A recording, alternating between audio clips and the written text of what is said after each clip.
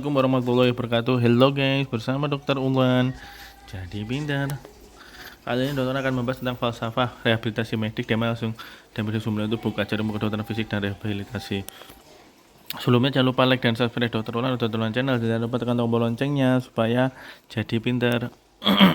Oke, jadi prevalensi kecacatan menurut WHO adalah 7-10% populasi, sedangkan di Indonesia prevalensi mencapai 39% populasi.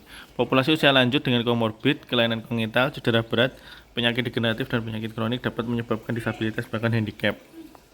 Kondisi ini menuntut dokter mampu melakukan deteksi dini kecacatan primer dan mencegah komplikasi atau kecacatan sekunder yang lebih memperberat penurunan fungsi dan meningkatkan jumlah penderita dengan disabilitas yang berat berdampak kondisi psikologis, kualitas hidup, produktivitas, dan sosioekonomi. Nah, kecacatan menurut WHO itu yang pertama impairment, yaitu is any loss or abnormality of physiological or anatomical structure of functional. Impairment is considered to occur at the level of organ or system function.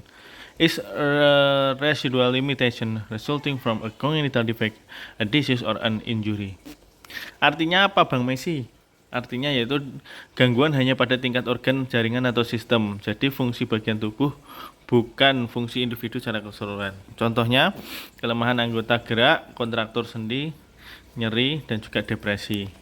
Kemudian ada namanya disability is any restriction or lack resulting from an impairment of ability to perform an activity in the manner of or within the range considered normal.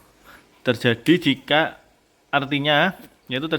impairment menyebabkan ketidakmampuan individu melakukan bagian besar fungsi hidupnya. Gangguan terjadi pada fungsi individu secara keseluruhan. Contohnya karena kelemahan otot, tungkai, mungkin kanan kiri, atau kontraktur sendi di pergelangan kaki dan kanan kaki kiri. Ya, itu yang berupa impairment akhirnya menyebabkan individu tidak bisa berjalan atau disability. Kemudian ada namanya handicap is a disadvantage for a given individual resulting from an impairment or disability that limits or prevent the fulfillment of a role that is normal depending on age, sex, social, and cultural factor for that individual. Artinya apa, Bang Messi? Artinya masalah terjadi pada tingkat lingkungan dan sosial jika individu berinteraksi dengan lingkungannya. Contoh, penderita pergelangan ambulasi dengan kursi roda mengalami handicap bila harus naik ke lantai atas atau ke gedung yang tidak ada liftnya. Jadi seperti itu. Kalau nggak ada interaksi ya dia nggak masuk handicap. Ini contoh kasusnya ya. Ibu D usia 74 tahun menderita osteoartritis lutut kanan dan kiri tanpa impairment, yaitu genovarus kanan dan kiri, kontraktur lutut kanan, atrofi otot quadriceps kanan dan kiri. Nah, kondisi impairment tadi itu menyebabkan disabilitas, yaitu tidak mampu naik turun tangga, berjalan jauh, atau jongkok berdiri. Dan bisa terjadi handicap bila dia harus berpartisipasi dengan lingkungan. Jadi dia tidak bisa berpartisipasi dalam lingkungan sosialnya seperti mengikuti pengajian dan berbelanja di tempat yang jauh dari tempat tinggalnya. Tapi kalau nggak ada interaksi dengan lingkungan, itu tidak terjadi handicap.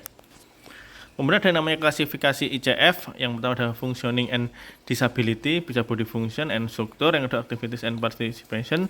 Kemudian ada juga bagian kedua itu contextual factor, yang terdiri dari dua komponen, yaitu environment factor dan personal factor. Contoh kasusnya, Tuan A, usia 50 tahun, pengemudi bus, menderita obesitas dan osteoartritis lutut kanan dan kiri. Pada tingkat impairment, penderita mengalami masalah pada fungsi dan struktur anatomi atau body function and structure, meliputi nyeri, keterbatasan luas gerak sendi lutut, obesitas, dan cemas terhadap sakitnya. Kemudian terjadi limitasi aktivitas, meliputi gangguan ambulasi kedua tungkai dan tidak bisa aktivitas sehari-hari secara normal. Tingkat partisipasi tidak bisa bekerja lagi bagi pengemudi bus. Faktor lingkungan bila ada lantai 2 tanpa lift atau kamar mandi jongkok misal. Kemudian faktor personal meliputi usia, genetik, pola hidup sedentari, tidak ada motivasi. Kemudian faktor yang membatasi kemampuan fungsi, yang pertama ada faktor intrinsik yaitu impairment, yang kedua faktor ekstrinsik yaitu faktor lingkungan seperti keterbatasan finansial, barier arsitektur, dukungan keluarga, pendanaan sikap masyarakat sekitar, dan lain-lain.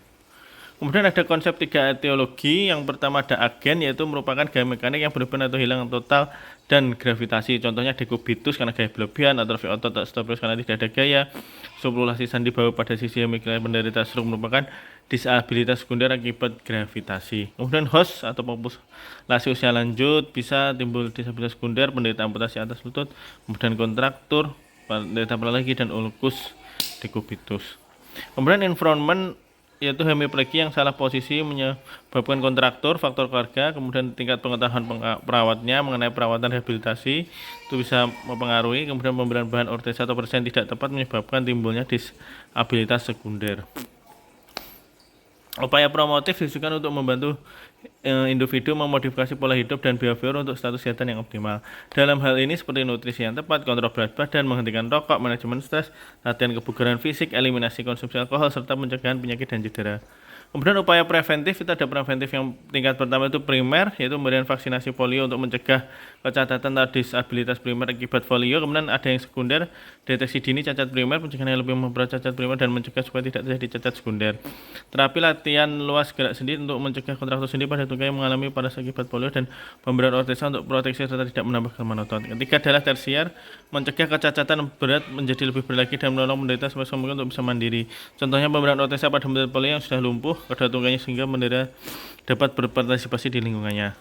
Kemudian kuratif, yaitu spesialis KFR mampu mengobati dan menangani penderita dalam hal kondisi organ atau sistem yang terganggu fungsi penderita sebagai manusia dan mengelola lingkungan penderita agar dia tidak menjadi handicap. Selain memberikan medikamentosa, spesialis KFR memberikan terapi medikamentosa menggunakan terapi modalitas dan sarana fisik seperti pemanasan superficial dan dalam, inframerah, diatermik, gelombang suara atau getar, ultrason, air, hidroterapi, sinar laser, stimulasi listrik, pengobatan dan penggunaan alat ortesa dan protesa, alat bantu jalan, dan berbagai macam teknik terapeutik, serta tindakan intervensi seperti injeksi intraartikular, soft tissue injection, injeksi botox,